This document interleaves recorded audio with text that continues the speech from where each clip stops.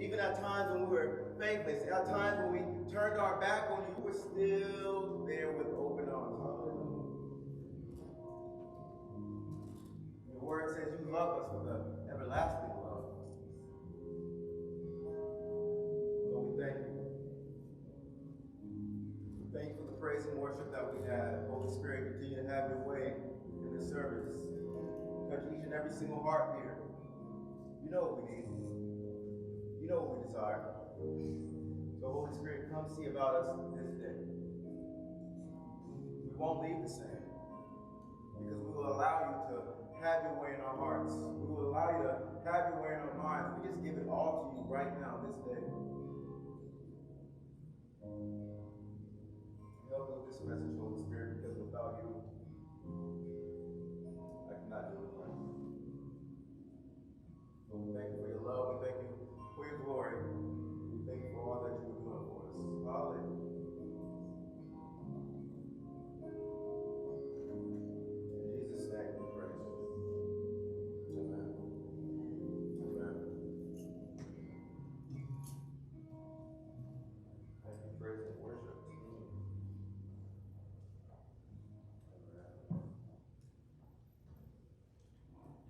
You all know our theme this year, this month, is remaining free. What to do when we're delivered? How can I remain free when I'm delivered? How can I even get to this place of deliverance? And while I'm here, what can I do to remain here?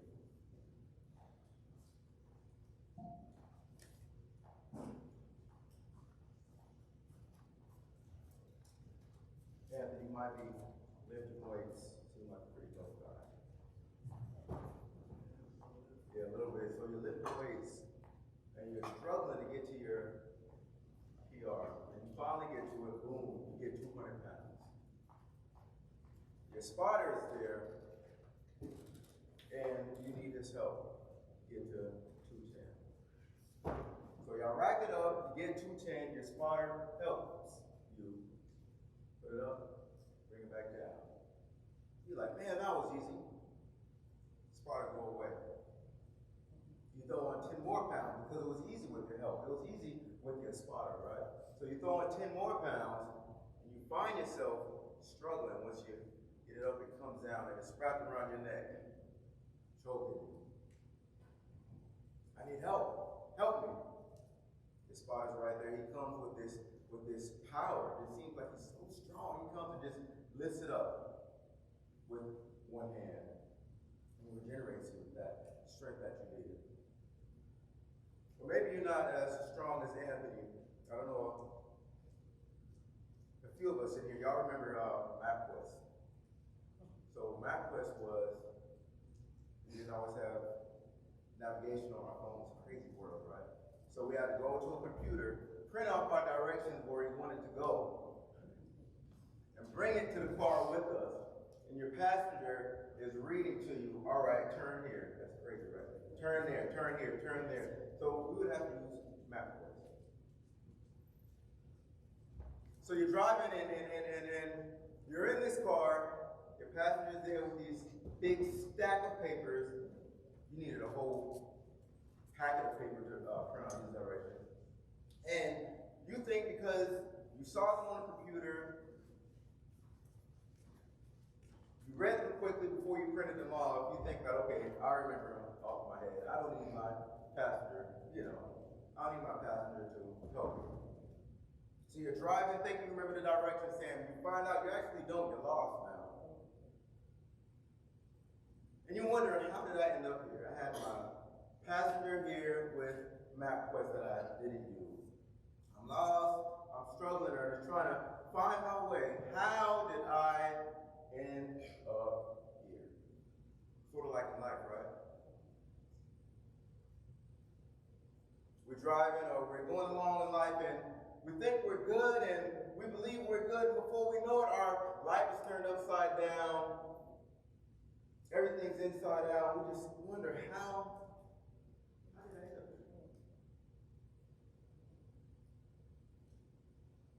But the good thing is you turn to your passenger and you remember that he or she has MapQuest. So they say, don't worry, I'll show you the way.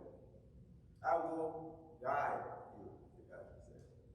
But the beautiful thing about it is, he doesn't need these MapQuest things because he has memorized it. He knows how to guide you around each and every single place you come across. All right, maybe you're not as strong as Anthony, or you're not as old as some of us with MapQuest, but I know you like to cook, right? So you stay up, it's Thanksgiving, you're making Thanksgiving meal. And you had help last year with Thanksgiving meal from your father, but you think you remember it. I remember how to make this Thanksgiving meal. So you stay up all night, you know how we do, washing the chitlins and washing the greens in the sink. So you stay up all night prepping this meal. Told your father you didn't need the help. Your friends are in the kitchen, your family is in the kitchen, and all is well, y'all laughing, having a good time, until they realize macaroni looks a little burnt. Or until they realize that chicken doesn't look good, that turkey doesn't look like it did last year. They realize you done messed up Thanksgiving meal. I don't know anything about y'all families, but my family, if you mess up Thanksgiving meal, you're vanished. Bye. So now, it's crazy because all the laughter that y'all just had have turned to scorns and turned to anger, and everyone's upset at you, and they walk out the kitchen, mad, upset.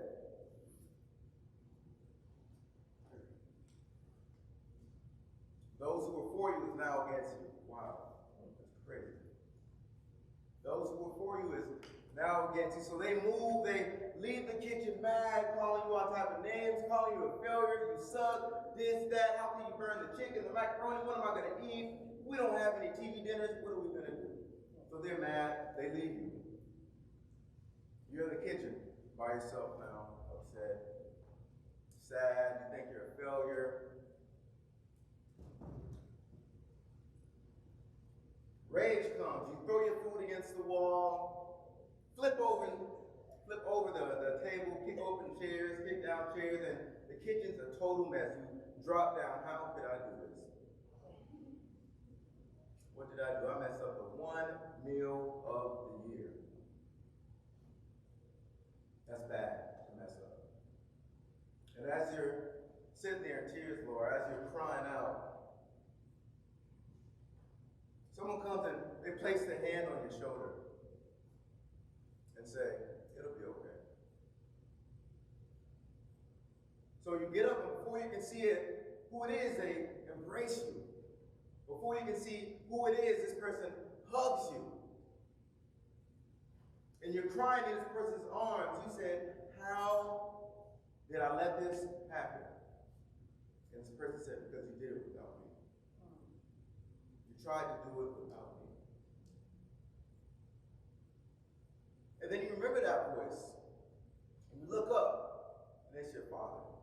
The one that helped you make last Thanksgiving meal. And you had it to perfection. And then you recall the many, many times that your father was there. He said, I'll never leave you. I'll never abandon you. So you think back to a few years ago when he said that. You think back to childhood when he said that. You just keep running in your mind like, I remember him saying it. And not only did he say it, he came through every single time. I'll never leave you, nor will I forsake you. I will never leave you, nor will I abandon you. So he says to you as you're in his arms, you tried to cook this meal without me, but it's okay. Let's clean up this mess together, he says. You're in the middle of this messy kitchen.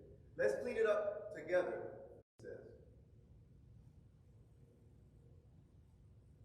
And this time, I'll show you how to do it the right way. You just have to follow me. The things with the weightlifter, us with MapQuest, and this individual who made Thanksgiving meal, or attempted to make the meal messer, we'll call them. So the weightlifter, the meal messer, and the driver, the thing that they have in common is that they all forgot their help.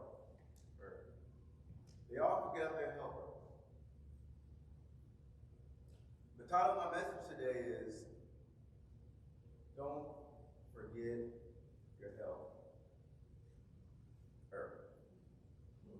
Don't forget your help. So many times we get delivered of one thing, Anthony, and we step into this new season of our life. Well, on our journey to the blessings after we have gotten delivered, we forgot about the one person or one thing that pulled us out of our mess. We think we can do it on our own. I can lift these weights on my own because it was easy with my helper. But now I can do it on my own. I got it. Or I think I can drive here by myself, forgetting I have the helper right here next to me. Or thinking I can make this food like I did last year to utter perfection. I can do it the same way this year. Because it was easy last year. But it was easy because you had your helper with you. I want you all to understand that once your helper comes and delivers you, we're still going to have battles from the kingdom of darkness. It doesn't end. We're still going to have battles from the kingdom of darkness that'll try and convince you, that'll try to pull you back into the land you left. That'll try to convince you that you don't still need that constant help that said they will be there at the time of need whenever. But we'll be just fine if we remember who our helper is. Look at the people of Israel. They were delivered. They were in captivity 40 years. They were slaves. They were in bondage. They were delivered from all of this. I can't imagine what it was. So the thing is, when they were delivered, they still battled in their minds when they were walking in the wilderness. So they got delivered from Egypt to go to the promised land. But every single day they still struggled. Every single day they still had to battle in their minds. Every single day they had to renew their minds. It's crazy because they got to the edges, to the outskirts of the promised land, just to wish that they were back in slavery. Some of them wanted to go back to slavery. Some of them wanted to go back from that which they were delivered from. They were right there. They can see it. But because they were used to what they were delivered from, they wanted to go back to it. Similar to Lot's wife from the city of Sodom. Lot's wife got told to leave with the family and don't look back. Okay, that was the one thing. Don't look back. The city was being destroyed. It's on fire. God said, I'm done with the city. It was a lot of sexual immorality and a lot of bad things that was going on there. So God said, I'm done with the city. But this one family got to escape in. Lot's wife was one. Lot's wife was not to look back. So as she's escaping, the city's on fire behind her. Everything is going down. I can imagine she heard people screaming back to where she came from. I can imagine she heard people calling her name, don't leave us, come back. Or maybe she just wanted to look back at one last time because it was just so joyful to her. She remembered that time of her life. It was just so joyful. But through obedience, she was told, bear not to look back. Y'all know what she did? She looked back.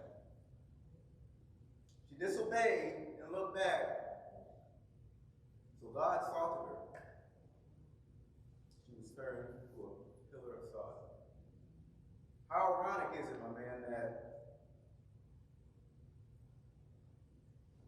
she died looking back at something she was delivered from? Anthony, she died looking back. God told her not to look back on her.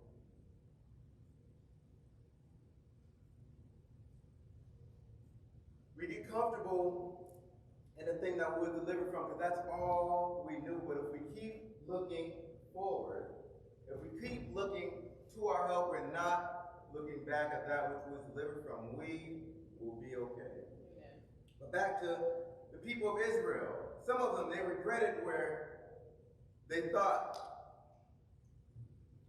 they were going, they regretted it. Because what they were used to, they thought in their mind it was better than where they were going. Because I'm used to this one thing, I think it's better than what God has in store for me. But this is not true. And the crazy thing is, all of this was after witnessing the power of God delivering them.